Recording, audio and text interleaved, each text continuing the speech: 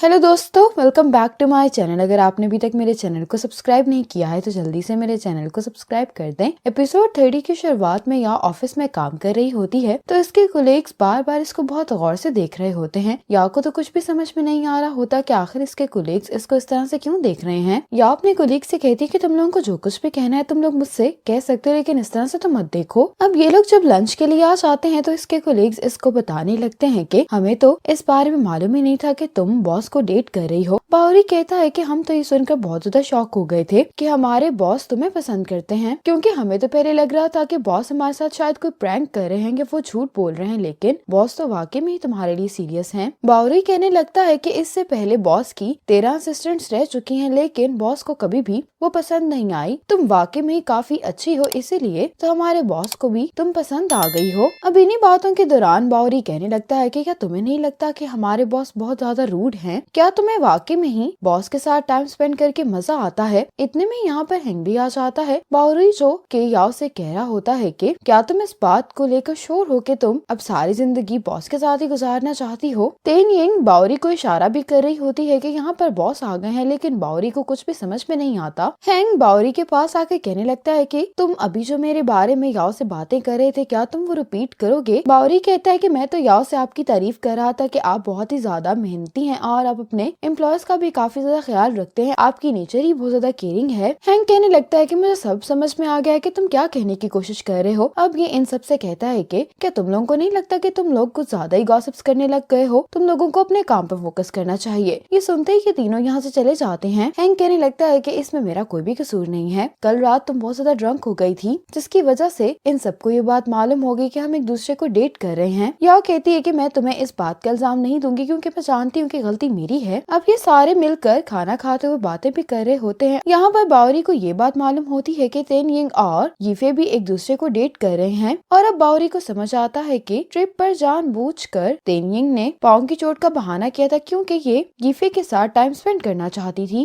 और इसको याद आने लगता है कि यीफे ने मुझे पहले भी बताया था कि ये दोनों एक दूसरे को डेट कर रहे हैं, लेकिन मैंने इनकी बात पर यकीन नहीं किया। इसके बाद याओ को इसके डैड की कॉल आती है, जो उसको बताने लगते हैं कि आज मैं अपने एक पुराने दोस्त से मिलने के लिए जा रहा हूँ। इसके डैड बताते हैं कि स्कूल के टाइम में ये मुझे बहुत बुली किया करता था, इसीलिए आज मैं इससे अपना पुराना हिसाब किताब चुकता करूंगा। ये याओ को भी यहाँ पर आने के लिए कहते हैं। याओ अपने डैड से कहती है कि ठीक है, मैं वक्त पर पहुँच जाऊंगी। अब याओ जब होटल पहुँचती है तो यहाँ पर हैंग भी आया होता है। ये दोनों एक दूसरे को यहाँ पर देखकर काफी हैरान होते हैं। हैंग इससे पूछता है कि तुम यहाँ पर क्या कर रही हो? तो याओ कहती है कि मैं यहाँ पर अपने डैड से मिलने के लिए आई हूँ। याओ से पूछते है कि तुम यहाँ पर क्या कर रहे हो? तो हैंग कहता है कि कैसा इत्तेफाक है, मैं भी अपने पेरेंट्स से यहाँ पर मिलने के लिए आया हूँ। अब जाते हुए हैंग याओ से पूछता है कि तुम्हारे डैड का रूम नंबर क्या है? तो याओ कहती कि 303। तो हैंग कहता है कि मेरे पेरेंट्स भी इसी रूम में आए हुए हैं। जैसे ही ये दोनों इस रूम के बाहर पहुंचते हैं तो इन दोनों को अपने पेरेंट्स के लड़ने की आवाजें सुनाई दे रही होती हैं। जैसे ही ये दोनों रूम के अंदर दाखिल होते हैं तो इन्हें ये बात मालूम होती है कि इनकी फैमिलीज तो पहले एक दूसरे को जानती हैं। और याओ को ये बात भी मालूम हो जाती है कि हैंग के डैड ही इसके डैड के हाई स्कूल के दोस्त होते हैं। याओ के डैड कहने लगते हैं कि तुमने अभी तक अपने इस गरीब बॉयफ्रेंड से ब्रेकअप क्यों नहीं किया? ये बात सुनकर हैंग के डैड को गुस्सा आ जाता है। वो कहने लगते हैं कि तुम गरीब किसको कह रहे हो? मेरा बेटा अपनी खुद की फर्म चला रहा है और वो बहुत अमीर है। अब हैंग को याओ को ही लेकर इन दोनों के दरमियान बहस शुरू हो जाती है। हैंग इन दोनों को काम डाउन करने की कोशिश कर रहा होता है। इतने में हैंग की मम याओ के पास आकर फिर से अपना खानदानी कंगन याओ को पहनाते हुए कहती है कि मुझे तुम बहुत पसंद आई हो, और अब चूंकि तुम हैंग की गर्लफ्रेंड हो तो ये कंगन तुम्हारा है। हैंग की मॉम तो याओ को अपनी डॉटर इन लॉ के तौर पर एक्सेप्ट कर लेती हैं। ये सब देखकर याओ की मॉम अपने हाथ से एक ब्रेसलेट उतार कर हैंग को पहना देती हैं और ये हैंग से कहने लगती है कि ये मेरा खानदानी ब्रेसलेट है और अब से ये तुम्हारा है। अब हैंग और याओ की मॉम ने इनके डैड को तो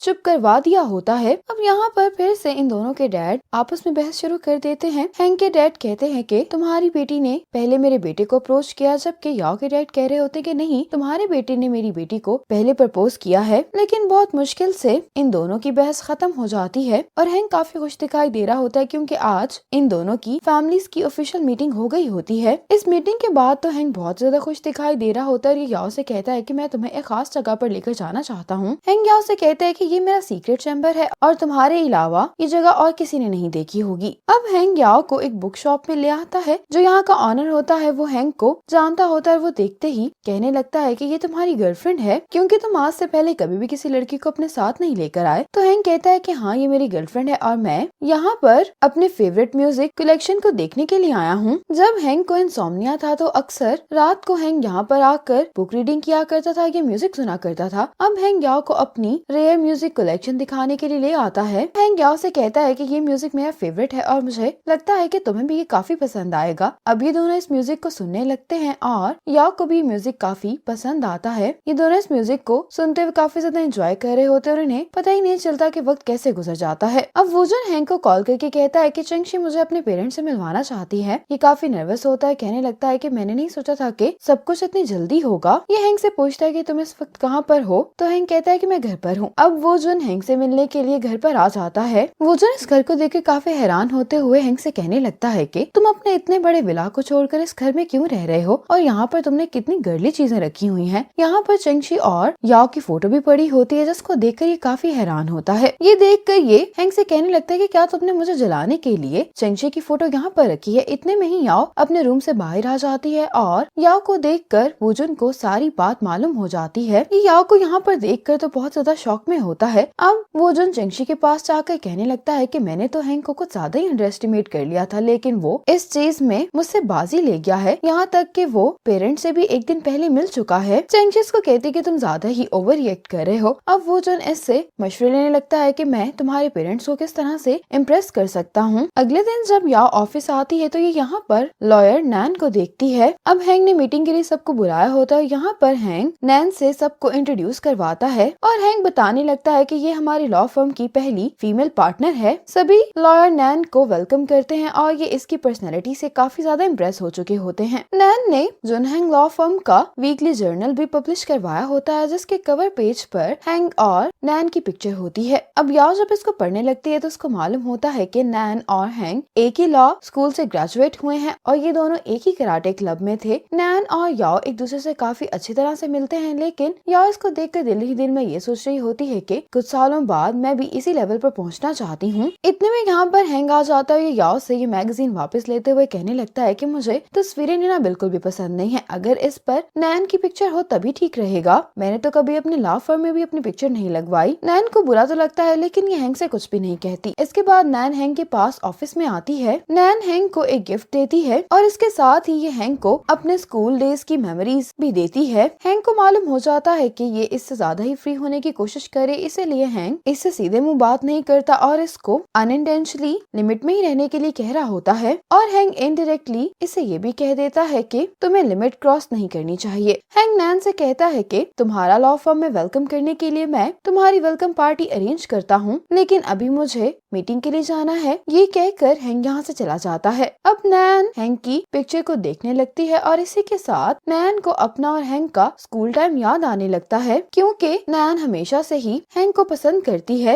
हैंक इससे 1 साल जूनियर था। नैन ने हैंक के साथ ही टाइम स्पेंड करने की वजह से वो कराटे क्लब ज्वाइन किया था और एक दफा हैंक ने नैन की कराटे परफॉर्मेंस पर इसकी तारीफ की थी, जो कि नैन को सुनकर काफी अच्छा लगा था और इसे हैंक का कहा हुआ एक एक शब्द अच्छे से याद था। दूसरी तरफ हैंक याओ के पास आकर इसे कहने लगता है कि मुझे इस मैगजीन वाली बात के बारे में नहीं मालूम था और कहने लगता है कि क्या तुम इस फोटो वाली बात को लेकर परेशान तो नहीं हो गई हो। याओ कहती कि मुझे तो लॉयर नैन काफी अच्छी लगी है और मैं उससे बिल्कुल भी जेलस नहीं हूँ। अब ऑफिस में याओ के वो कोलीग्स जिनको इनके रिलेशनशिप के बारे में नहीं मालूम होता, वो यही कहे जा रहे होते हैं कि नैन और हैंक एक दूसरे के लिए परफेक्ट मैच हैं। ये सब बातें सुनकर याओ के फ्रेंड्स को इसकी फिक्र हो रही होती है। अब बाओरी याओ के पास आकर उसको चीयर अप करने लगता है और कहता है कि आज का डिनर मेरी तरफ से होगा। फिर ये सब लोग डिनर के लिए बाहर आ जाते हैं। अब ये लोग खाना खाते हुए बात कर रहे होते हैं, लेकिन ये सब लोग नोटिस करते हैं कि याओ काफी चुप दिखाई दे रही है। तेन यिंग याओ से कहने लगती है कि बिजनेस पार्टनर तो हैंक का कोई भी हो सकता है, लेकिन उसकी गर्लफ्रेंड तो तुम ही हो और उसके दिल में सिर्फ तुम्हारे लिए जगह है। ये कहकर तेन यिंग याओ की नकल उतारने लगती है। जब ट्रिप पर याओ ने बहुत ज्यादा ड्रंक कर लिया था, इतने में ही यहाँ पर हैंक आ जाता है और जैसे ही ये तीनों हैंक को देखते हैं तो फौरन ही यहाँ से भाग जाते हैं। हैंक याओ से कहने लगता है कि मैंने सुबह से कुछ नहीं खाया और मुझे तुम्हारे हाथ का बना हुआ पोरिज खाना है। हैंक याओ को लेकर वापस चला जाता है और ये तीनों भी वापस आकर अपना खाना खाने लगते हैं। अब घर पर आकर याओ हैंक के लिए जब पोरिज बना रही होती है तो ये हैंक से कहती है कि मैं पोरिज बनाने के बाद अपना काम करूंगी, क्योंकि मुझे काफी स्टडी करनी है। हैंक याओ से कहता है कि क्या मैं तुम्हारी मदद करूं? तो याओ कहती है कि तुम्हें याद ही होगा कि तुमने लास्ट टाइम किचन का क्या हाल किया किया था, इसीलिए मैं खुद ही सब कुछ बना लूंगी। हैंग याओ के पास आकर कहने लगता है कि तुम्हें क्या काम करना है। तो याओ कहती है कि आज नैन को देखकर मैंने कुछ न्यू गोल सेट कर लिए हैं, उसके लिए मुझे मेहनत करनी होगी। हैंग याओ से कहता है लेकिन तुम एक बात हमेशा याद रखना